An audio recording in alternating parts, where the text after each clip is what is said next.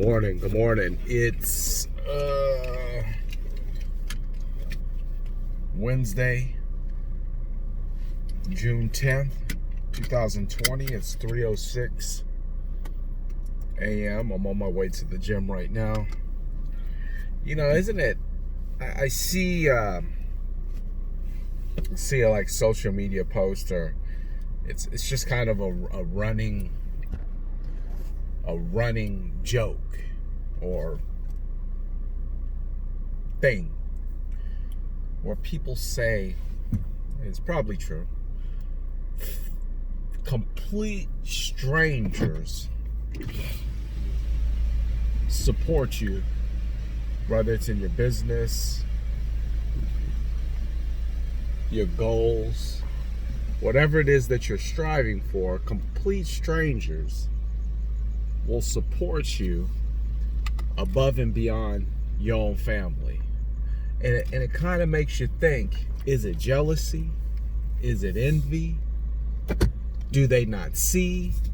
Do they not know?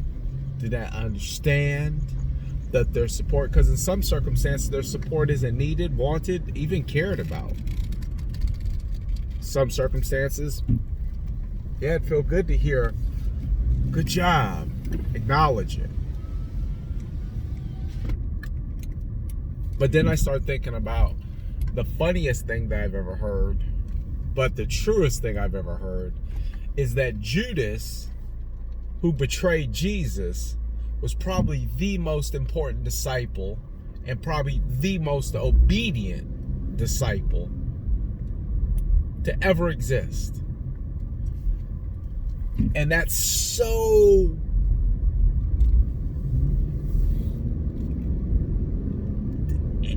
just to think that Judas, the person who betrayed Jesus, is regarded as one of the most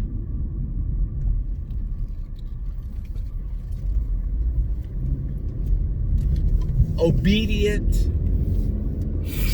and important disciples.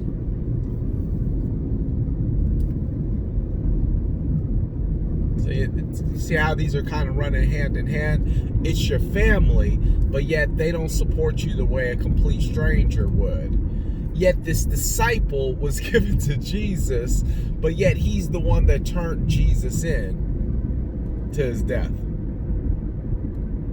I mean, one is everything works out for the good of those who trust in God. That's one. Two is very simple. The people in your life, you call them family, you call them Judas. They're simply there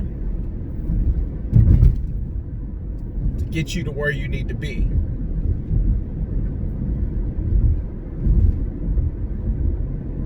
Because had Judas not been obedient to his calling, the Son of Man would have never died, fulfilling his prophecy.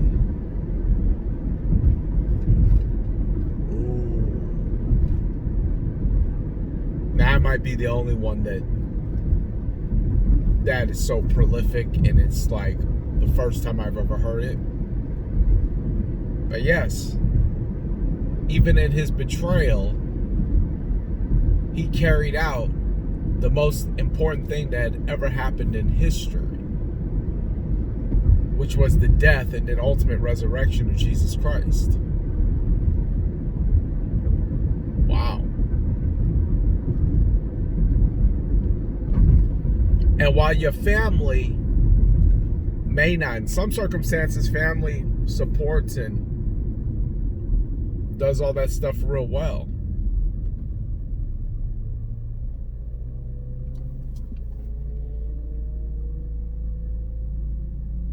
But under the circumstance that the family is not,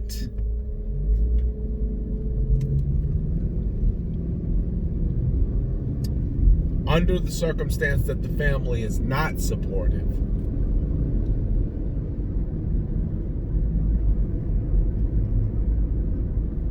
there's also another lesson inside of there. See, it didn't go perfect in my life from the get-go, but yet everything that had transpired ultimately shaped and formed and created the individual that I am right now. So yeah, we call them family, but one of our obligations or one of our commandments is that we treat everybody with love. So really, is there a difference between the person that you're blood related to, because even they change, or the person that's just down the street? There's really no difference. The only difference is that God decided to put somebody or something inside of your life in order to create the outcome that he needed to happen. He put Judas in Jesus's life because he needed an outcome to happen, and Judas was the tool to make that happen. He put that parent in your life that walked out because he knew that would make you stronger, so he made it happen. He let it happen.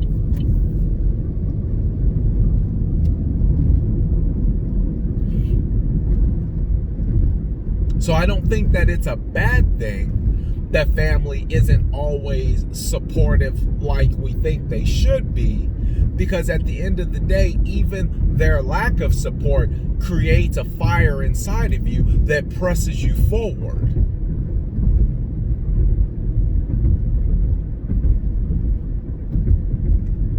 Zoologists say that the worst thing they can do for an animal is keep it in captivity, because it becomes dependent. It becomes dependent on the feeding. It becomes dependent on the care. It no longer has the instinct to hunt and to gather.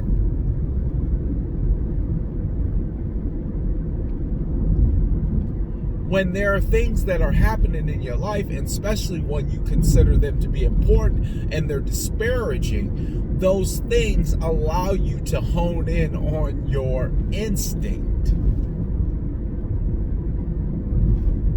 Understand something very clear. Things don't happen to you, they happen for you. The reason why I went to prison is because I needed to be in my desolate place. I needed to be isolated because the world was too loud. And God said, I can't get to you out here. I got something planned for you. I can't get to you. And what he said is, what he told me, now he may have told you something different, but what he told me is, you're going to be the one that changes and turns the trajectory of your family around.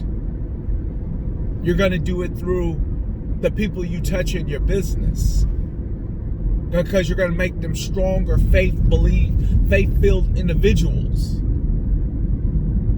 that can do anything. You're going to do it through your kids, because they're going to see a strong father who believes in God. But not just believes, but actually shows it, works hard, goes at it, breaks barriers, doesn't settle for just mediocre.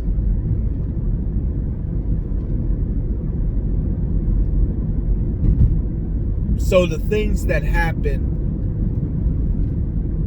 to you happen for you. And when you don't clap, and when they don't clap for you, and when they don't support you, well, aren't they really just making you stronger? People say we all need haters. I think we all need a Judas.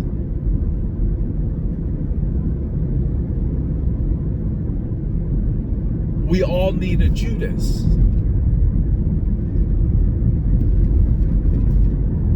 Because without our Judas, we become just like the animals that are trapped inside of the cage. We become docile. We lose our instinct. We don't move into our intended purpose. So what? Nobody's applauding you. Clap for yourself. When I feel like I'm not being acknowledged by other people, I clap for myself. I celebrate myself.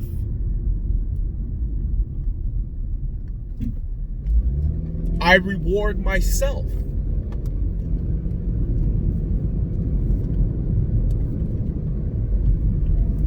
Because if you don't, and you validate your progress on other people's clapping and you don't hear it, then you could become very withdrawn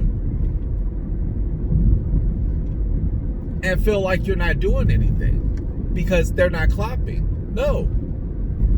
Their lack of clapping simply means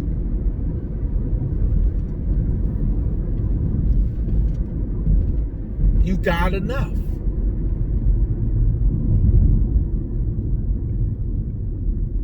You always have more than enough.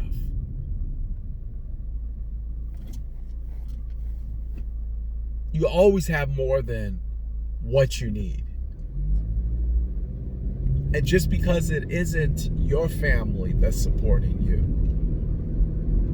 remember, they're just there to serve a purpose that guides you or leads you into your direction or into your destiny. That is it.